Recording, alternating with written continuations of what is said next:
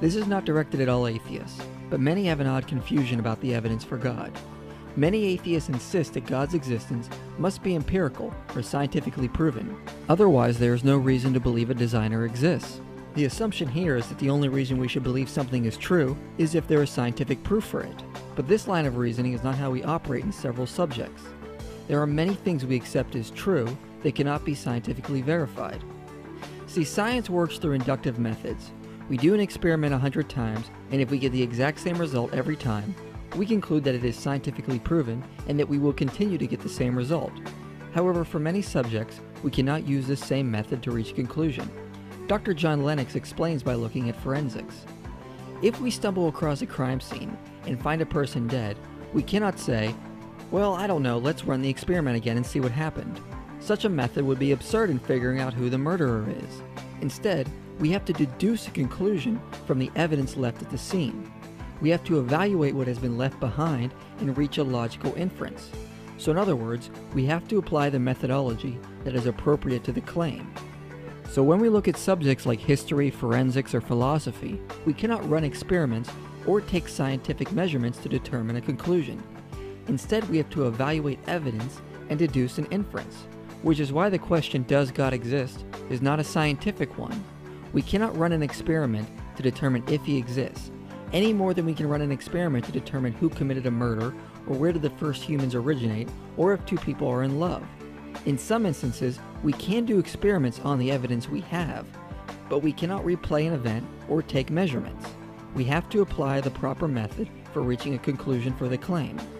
So when we start looking for answers to specific things that are, by definition, outside the natural world, we obviously cannot do a scientific experiment.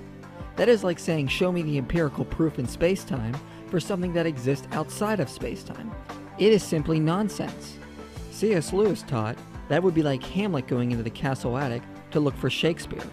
Thomas Nagel says, if God exists, he is not part of the natural order, but a free agent not governed by natural laws. He may act partly by creating a natural order, but whatever he does directly cannot be part of that order. So to find answers for things that are outside the natural world, we can only study the evidence left in the natural world and reach the most rational inference as to why certain things are the way they are. This is what the aim of natural theology is. It is not attempting to prove a designer exists, like one proves a scientific fact through measurement or observation. Rather, these philosophical arguments take the evidence we can evaluate and reach the most rational inference to explain things where science cannot go, because a logical mind seeks the most rational inference to the evidence. Science is great for explaining things within nature, within space-time, and we should keep studying science to form a better view about the natural world. Only an irrational person would suggest otherwise. But an entire worldview only containing science without philosophy will only give you half the picture. The atheist philosopher Thomas Nagel in his book Mind and Cosmos argues a materialist worldview will always lack explanatory power for fundamental things we believe exist. Now, even if he is wrong about some of his predictions, his basic point still holds true. Regardless of how many natural explanations we find, we'll never be able to naturally explain why there are natural explanations in the first place.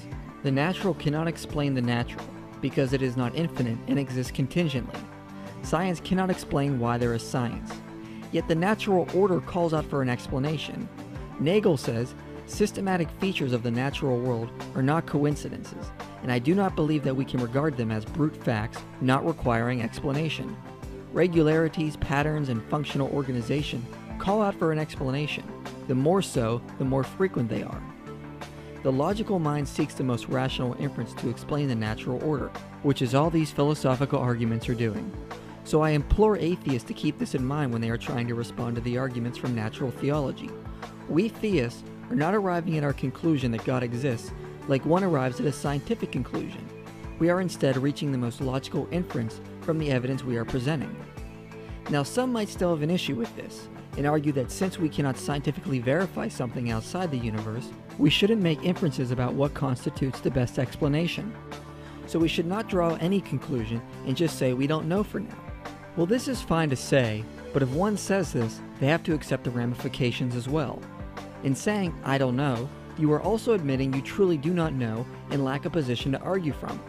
Not only do you not know the best explanation, but you also do not know if the theist is correct.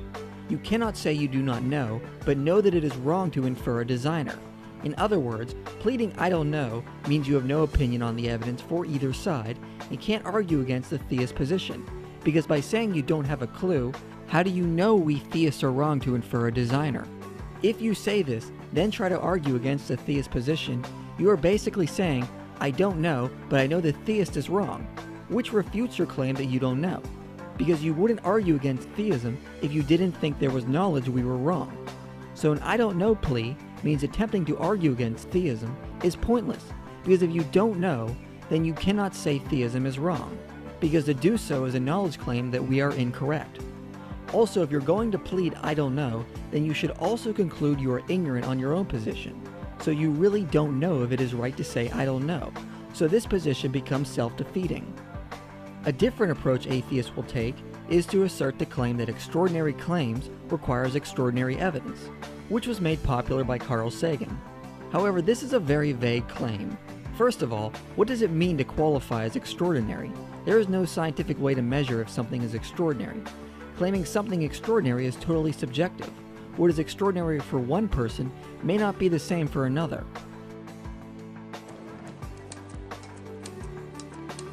What, you don't think this is amazing? When I saw this at the 1904 World's Fair, I nearly crapped my pants! So why should atheists force their view of what is extraordinary on others? It is purely subjective, and therefore objectively meaningless. Ironically, many physicists say the degree of precision behind the fine-tuning of the universe is extraordinary. Roger Penrose says they are extraordinary figures. Paul Davies says the impression of design is overwhelming. So the atheist should not force his view of what qualifies as extraordinary on others as an objective claim. If that is the case, then perhaps the physicists studying the fine-tuning of the universe should do the same. But furthermore, if this is true, this is itself a claim, and wouldn't it be fair to say that a claim that establishes the validity of all other claims be extraordinary in itself? So saying extraordinary claims requires extraordinary evidence is an equally extraordinary claim. But the problem is there is no evidence for this. So this statement doesn't just lack extraordinary evidence, it lacks any evidence. Another attempt to dodge theistic arguments is to argue that future scientists will find natural explanations for the evidence we use to infer a designer. So essentially, they are relying on induction, that in the past, we have found natural explanations for phenomena that people used to attribute to God or gods. So the current evidence for God's existence will later in the future be explained by natural forces, and we do not need to invoke design. But the problem is this reasoning relies on the problem of induction. Claiming because we have found several natural explanations in the past doesn't deductively follow we can conclude there are natural explanations for these other things. Imagine we conclude a detective solved a crime because he has solved 100 prior cases. Each crime reaches a solution based on the evidence for that particular case. We do not conclude one is solved because 100 others were solved prior. Likewise, we do not conclude the philosophical inferences to a designer have natural explanations because science has found natural explanations to completely different things that once puzzled man. That is an absurd line of reasoning. Instead, we have to evaluate the evidence for that particular subject and reach the most rational inference as to what the evidence is suggesting. But furthermore, arguing scientists in the future will find natural explanations to evidence that points to a designer is essentially arguing for a god of the gaps. One is basically saying, well, I can't solve this, therefore smarter people will figure it out for us, and I don't need to worry about it. This kind of reasoning doesn't offer a conclusion, and it is simply an attempt to fill a hole with the unknown knowledge of future humans. With this line of reasoning, I could simply say the future scientists will find irrefutable proof that God exists, and who can really argue against that? So appealing to the future doesn't change the best evidence we have now. So trying to refute philosophical arguments doesn't work this way either. If atheists really want to refute theism, they have to either show that God is logically impossible, or offer a better inference than that of a personal designer. However, none of the atheist rebuttals to theistic arguments do this. Their main attempt is to try to discredit the possibility that a designer can be the explanation. However, since God is not an impossible concept, even if the atheist rebuttals were good, they cannot completely negate the possibility of a designer, and most importantly, they do not offer a more rational inference in place of a designer. So atheists can hammer away at the arguments from natural theology, but they still lack explanatory power for the evidence or a better inference. So still, the most logical conclusion we can draw is that of a designer, which makes me wonder, if no one can offer a better inference to the arguments from natural theology, what's wrong with deism? What is wrong with the inference that there is a deistic first cause? It is not forcing anyone to an actual religion or system of spiritual beliefs. It also doesn't entail belief in the afterlife, and it still leaves open the possibility that one could change his or her view if new evidence or theories are introduced. Of course, I would argue it is rational to go beyond deism, but that can be another subject. What is wrong with basic deism in taking the same route as Anthony Flew? I have followed my whole academic life on the principle that Plato scripted his Socrates to proclaim. We must follow the argument wherever it leads. And the result of following this principle eventually led me to something I didn't at all expect to be. But as it was the truth, I had to accept it. I was interested in truth. When most theists argue from natural theology, we are not trying to trick atheists. We are simply following the evidence to where it leads and pointing out a designer is the most rational inference we can draw and is the best explanation. After that, we can have a discussion if any particular faith is correct. But we are not jumping to that point from just natural theology.